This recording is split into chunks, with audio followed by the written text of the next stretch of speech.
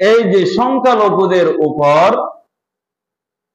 আমরা যে মুসলিম জাতি আছি, আমাদের করণীয় কি? তাদের সাথে উঠা বসা কেমন হবে? তাদের সাথে আচরণ কেমন হবে? তারা যেহেতু বিধর্মী, আমরা কি তাদের উপর জুলুম করতে পারবো? এই যে আমাদের সাথে আমাদের এলাকায় বসবাস করে সংখ্যালঘু যারা বিধর্মী, এই বিধর্মীদের ভিতর অনেক জাতি আছে। এক কথায় আমরা মুসলিম জাতি, তারা বিধর্মী, তারা ইসলাম মানে না। এই যে সংখ্যালঘুদের উপর আমরা যে মুসলিম জাতি আছি, আমাদের করণীয় কি? তাদের সাথে উঠা বসা কেমন হবে? তাদের সাথে আচরণ কেমন হবে? তারা যেহেতু বিধর্মী, আমরা কি তাদের উপর জুলুম করতে পারবো? জুলুম করতে পারবো না। তাদের সাথে আমাদের উঠা বসা আচরণ কেমন হবে সে সম্পর্কে আজকের বিশেষ আলোচনা। আল্লাহ তাআলা আমাদের সবাইকে বুঝার তৌফিক দান করুক। কয়েকদিন আমাদের বাংলাদেশের অবস্থা আমরা সবাই জানি কিনা? সবাই জানি। এই অবস্থায়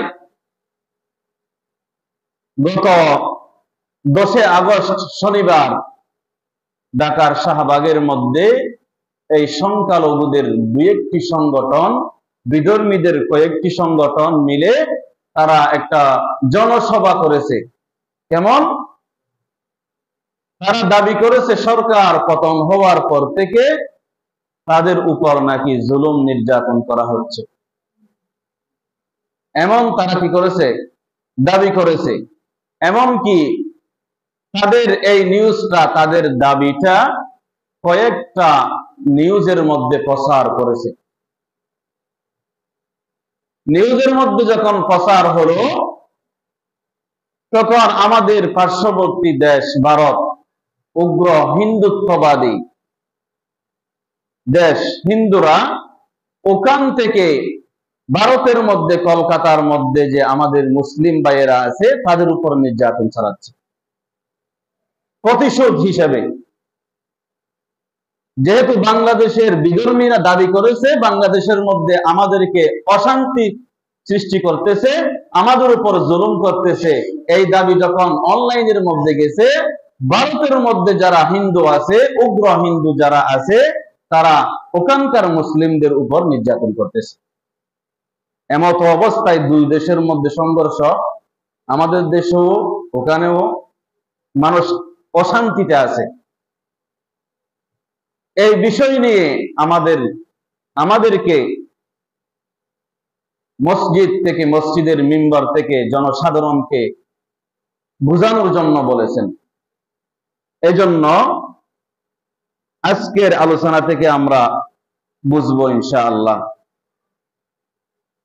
এখন আসি, এই যে দেশের সংখ্যালঘু বিধর্মীদের উপর নির্যাতন করা হচ্ছে, জুলুম করা হচ্ছে, এটা কতটুকু সত্য?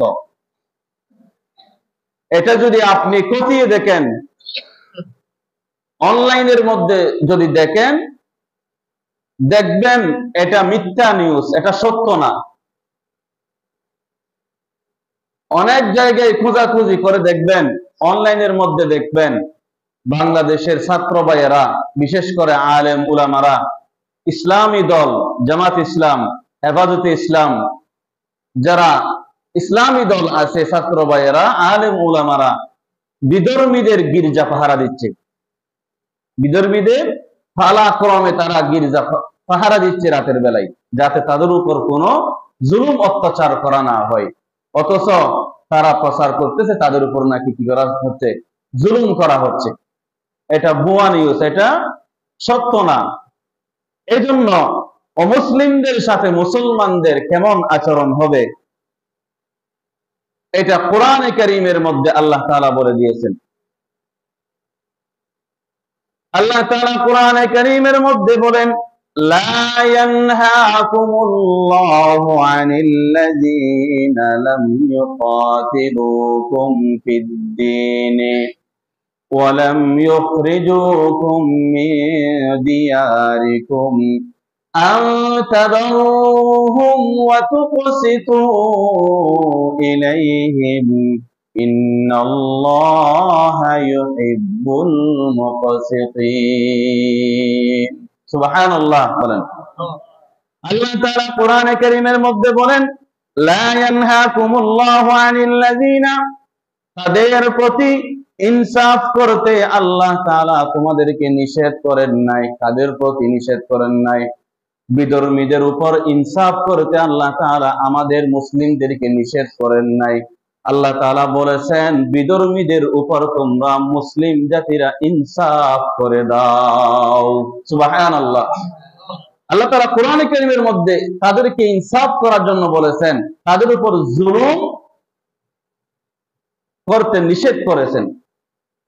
আল্লাহ তাআলা আরো বলেন লাম ইউকাতিলুকুম ফিদ-দীন, যারা দ্বীনের ব্যাপারে তোমাদের বিরুদ্ধে যুদ্ধ করেনি, দ্বীন ইসলাম, ইসলামের জন্য তারা আমাদের সাথে যুদ্ধ যতক্ষণ পর্যন্ত যুদ্ধ করবেন না ততক্ষণ পর্যন্ত আমরা মুসলিম জাতিরা বিধর্মীদেরকে কি করব? ইনসাফ করব, জুলুম করব না। এটা কার কথা? আল্লাহ তাআলার কথা। এরপর আল্লাহ তাআলা আরো বলেছেন ওয়ালাম ইউখরিজুকুম মিন দিয়ারিকুম, তোমরা বিধর্মীদেরকে অতক্ষণ পর্যন্ত ইনসাফ করবে যতক্ষণ পর্যন্ত তারা তোমাদেরকে তোমাদের ঘর থেকে বের করে দিবে না। তোমাদেরকে যদি তোমাদের ঘর থেকে বের করে দেয় তখন তোমরা তাদেরকে আর কি করবে না? সাহায্য করবে না। তখন তোমরাও তাদের উপর প্রতিশোধ নেবে। আল্লাহ তাআলা আরো বলেছেন আও তাদারুহুম, এবং তোমাদের ঘর বাড়ি থেকে যখন তারা বহিষ্কার করবে না ততক্ষণ পর্যন্ত তাদের সাথে তোমরা সদাচরণ করবে। যতক্ষণ পর্যন্ত তারা তোমাদের উপর জুলুম করবে না, তোমাদের বাড়ি ঘর থেকে তোমাদেরকে বের করে দিবে না, ততক্ষণ পর্যন্ত তাদের সাথে সদাচরণ, ভালো আচরণ, সুন্দর আচরণ করতে হবে, জুলুম করা যাবে না। আল্লাহ তাআলা আরো বলেন ওয়াতুকসিতু ইলাইহিম, তাদের সাথে ইনসাফপূর্ণ আচরণ করো, তাদের উপর জুলুম করো না, তাদের উপর ইনসাফপূর্ণ আচরণ করো। আল্লাহ তাআলা বলেন ইন্নাল্লাহা ইউহিব্বুল মুকসিতিন, নিশ্চয় আল্লাহ তাআলা ইনসাফকারীদেরকে ভালোবাসেন। সুবহানাল্লাহ বলবেন না? ইনসাফকারী যারা, অন্যের উপর যারা জুলুম করে না, যারা সত্যের উপর অটল থাকে, নিজে বেশি নিয়ে অন্যকে কম দেয়, এমন যারা করে না, ইনসাফ করে, বরাবর করে, আল্লাহ তাদেরকেই ভালোবাসেন। সুবহানাল্লাহ। এজন্য আল্লাহ তাআলা কোরআনে কারীমের মধ্যে অমুসলিমদের ধর্মীয় উপাসনা এবং উপাস্যদের সাথে মুসলমানদের কেমন করণীয়, মুসলমান তাদের সাথে কেমন ব্যবহার করবে সে সম্পর্কেও বলে দিয়েছেন। কোরআনে কারীমের মধ্যে আল্লাহ তাআলা বলেন ওয়ালা তাসুব্বুল্লাযীনা ইয়াদউনা মিন দুনিল্লাহি ফায়াসুব্বুল্লাহা আদওয়ান বিগাইরি ইলম।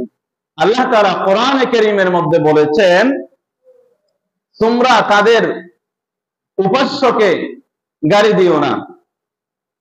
যারা বিধর্মীরা আল্লাহকে ছাড়া যাদেরকে তারা ডাকে তাদেরকে তোমরা গালমন্দ করো না। যেমন বিধর্মীরা আল্লাহকে ডাকে না, তারা মূর্তি পূজা করে, তারা অন্যান্য জিনিস পূজা করে। সে পূজা করে যে উপাস্য, তাদের প্রভু, তাদেরকে আমরা কি দিব না? গালি দিব না। তাদের প্রভুকে, তাদের উপাস্যকে আমরা গালি দিব না। এবং তাদের উপাসনালয়, যেই জায়গায় তারা ইবাদত করে, তাদের প্রভুকে, উপাস্যকে ইবাদত করে, তাদের উপাসনালয়, সেই জায়গাকেও আমরা কি করব না? গালমন্দ করব না। যেমন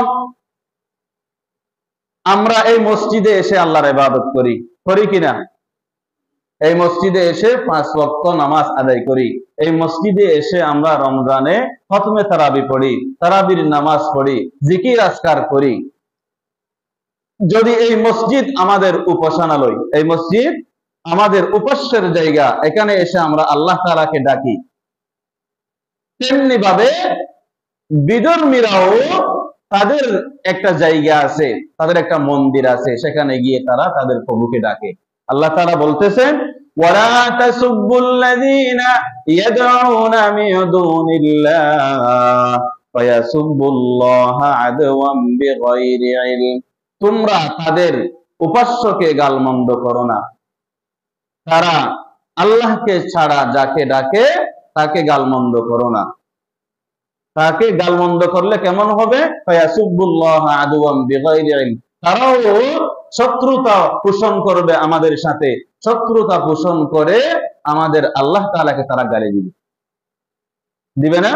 আমরা যদি তাদেরকে ঘৃণা করি, তাদের উপাস্যকে যদি গালি দিই, তাদের মন্দির গির্জায় গিয়ে যদি আমরা খারাপ কথা বলি, তারাও বলবে না আমাদের মসজিদ নিয়ে খারাপ কথা বলবে, আমাদের আল্লাহ তাআলাকে নিয়ে তারাও খারাপ কথা বলবে। এটা সম্পূর্ণ নিষেধ কোরআনে কারীমের মধ্যে। এজন্য এই আয়াতের শিক্ষা হলো, অমুসলিমদের জান মালের ক্ষতিপূরণ তো দূরের কথা, তাদের সব কিছুর দায়িত্ব মুসলমানদের উপর। কেননা এই বাংলাদেশের মধ্যে আমাদের মুসলমানরা বিজয়ী। মুসলমানরা কি বিজয়ী? যেহেতু আমরা বিজয়ী, আমাদের দায়িত্ব হলো বিধর্মীদের, সংখ্যালঘুদেরকে হেফাজত করা, তাদের জানমালের কি করা? হেফাজত করা। এবং তাদের সংখ্যালঘুদের উপাস্য এবং ধর্মীয় উপাসনালয়ের সুরক্ষা বিষয়ে আমাদের খুবই দায়িত্বশীল আচরণ করতে হবে। আল্লাহ তাআলা আমাদের সবাইকে বোঝার তৌফিক দান করুন। এরপরে মদিনার মধ্যে আল্লাহর রাসূলের যুগেও অমুসলিমরা ছিল না? আল্লাহর রাসূলের যুগে বিধর্মীরা ছিল না? ছিল। আল্লাহর রাসূল তা এই বিধর্মীদের সাথে কেমন আচরণ করেছেন? মদিনার মধ্যে অমুসলিমদের সাথে আল্লাহর রাসূলের কয়েকটা চুক্তি হয়েছিল। সেই চুক্তির মধ্যে 1 নম্বর চুক্তি হলো, অমুসলিমরা যদি, বিধর্মীরা যদি তাদের শত্রু কর্তৃক যদি আক্রমণ হয়, মুসলমানরা তাদেরকে সহযোগিতা করবে। অমুসলিমরা যখন তাদের শত্রু কর্তৃক আক্রান্ত হবে, মুসলিম নয়, মুসলিম আর হিন্দু কাফের নয়, তারা যদি শত্রুতা পোষণ করে তারা যদি আক্রান্ত হয়, তখন আমরা, আল্লাহ রাসূল বলতেছেন, আমরা মুসলমান জাতিরা তাদেরকে কি করব? সহযোগিতা করব। 2 নাম্বার হলো, তাদেরকে ইসলাম গ্রহণ করার জন্য বাধ্য করা হবে না। সংখ্যালঘুদেরকে, বিধর্মীদেরকে ইসলাম গ্রহণ করতে তাদেরকে পীড়াপিড়ি বাধ্য করা হবে না। যদি তারা বুঝে শুনে যদি ইসলামে প্রবেশ করতে চায়, তাহলে আলহামদুলিল্লাহ, আমরা তাকে বরণ করে নেব। কিন্তু কি করা হবে না? তাকে বাধ্য করা হবে না। এই সমাজে থাকতে হলে, এই এলাকায় থাকতে হলে তোমাকে অবশ্যই ইসলাম গ্রহণ করতে হবে, এমন পীড়াপিড়ি করা বা এমন বাধ্য করা যাবে না। 3 নম্বরের মধ্যে তাদেরকে সকল প্রকার নিরাপত্তা দেওয়া হবে। আল্লাহর রাসূলের অমুসলিমদের সাথে চুক্তির মধ্যে 3 নম্বর চুক্তি হলো, তাদেরকে সর্বপ্রকার নিরাপত্তা দেওয়া হবে। 4 নম্বর, তাদের ব্যবসা বাণিজ্য, সম্পত্তি, অধিকারের সমস্ত কিছুর নিরাপত্তা গ্রহণ করা হবে। এখন যদি আমরা আল্লাহর রাসূলের এই চুক্তিকে যদি চিন্তা করি, দেখি, তাহলে এই চুক্তি আমাদেরও মানা উচিত কিনা? আমাদেরও মানা উচিত কিনা? অবশ্যই মানতে হবে। এরপর আল্লাহ রাসূল সাল্লাল্লাহু আলাইহি ওয়াসাল্লাম আরো বলেছেন, তাদের বিরুদ্ধে, মুসলিমদের বিরুদ্ধে কোন সামরিক বাহিনী পাঠানো হবে না। তাদেরকে কষ্ট দেওয়ার জন্য, জুলুম করার জন্য কোন সামরিক বাহিনী প্রদান করা হবে না। এবং তাদের ধর্মীয় বিচার ব্যবস্থার মধ্যে তাদেরকে সম্পূর্ণ স্বাধীনতা দেওয়া হবে। এই যে এই চুক্তিগুলো আল্লাহ রসুল সাল্লাল্লাহু আলাইহি ওয়াসাল্লাম মদিনার অমুসলিমদের সাথে করেছিলেন, এই চুক্তিগুলো আমরা মুসলমানরা মানি, কিন্তু এই সংখ্যালঘুদের কিছু অঙ্গ সংগঠন উগ্র হিন্দুরা এগুলো মানে না। এগুলো কি করে না, মানে না। তারা আমাদের উপর সব সময় দোষ দিয়ে থাকে। অথচ যে নিউজটা করেছে সংখ্যালঘুদের উপর যে জুলুম করা হচ্ছে, এটা সম্পূর্ণ একটা ভুয়া নিউজ, সম্পূর্ণ একটা মিথ্যা নিউজ। আমরা দেখতে দেখতে পেয়েছি, অনলাইনের মধ্যে দেখতে পেয়েছি, বাংলাদেশের আলেম উলামারা তাদের মন্দির পাহারা দিয়েছে পালাক্রমে, যাতে ওখানে হামলা না হয়। এজন্য আল্লাহ তাআলা তাদেরকেও বুঝার তৌফিক দান করুক।